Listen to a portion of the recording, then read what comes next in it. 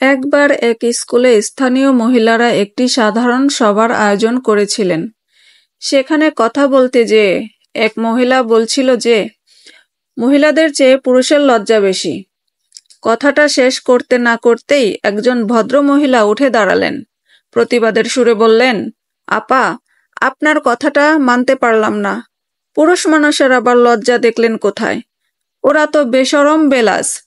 প্রথম মহিলা দ্বিতীয় মহিলার বক্তৃতা থামিয়ে বললেন, আপা, আপনি কি করেন? তিনি বললেন, এই স্কুলে শিক্ষকতা করি। প্রথম মহিলা বলল, কয়জন পুরুষ আর কয়জন মহিলা শিক্ষক আছেন এই স্কুলে? তিনি বললেন, আমরা সমান সমান, 4 জন পুরুষ 4 জন মহিলা। হাসি মুখে উত্তর দিলেন ভদ্রমহিলা। প্রথম মহিলা বলল, আপা, আপনি কি কোনোদিন আপনার পুরুষ সহকর্মীদের পেট পিঠ দেখেছেন? ভদ্রমহিলা ভ্রু কুঁচকে তাকালেন, বললেন, তার মানে? প্রথম মহিলা বলল, দেহ প্রদর্শন করা নির্লজ্জতা, কিন্তু এই কাজটা সাধারণত পুরুষেরা করে না।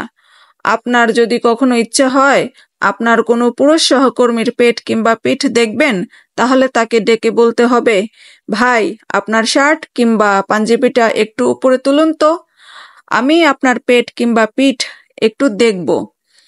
সেই ভাই তখন নির্ঘাত আপনাকে পাগল মনে করবে। আর আপনার পেট পিঠ কতভাবে, কত অ্যাঙ্গেলে, কত শত পুরুষ মহিলা দেখেছে, তার কি কোনো হিসাব আছে? পুরুষেরা পেট পিঠ বের করা পোশাক পরে বাইরে কিংবা অফিস আদালতে যাবে না। এটা তাদের স্বাভাবিক লজ্জা, যা থাকা উচিত ছিল মেয়েদের।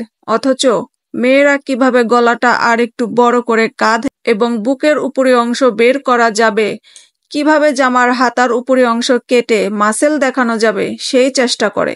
লজ্জাহীনতা মেয়েদের অস্থিমজ্জায় এমনভাবে ঢুকে গেছে যে এই বিষয়টাকে তারা লজ্জার বিষয় বলে মনেই করে না। কথাগুলো শুনতে খারাপ লাগবে, কিন্তু এটাই বাস্তব। যারা না বুঝবে তারা অযথাই চিল্লাচিল্লি করবে।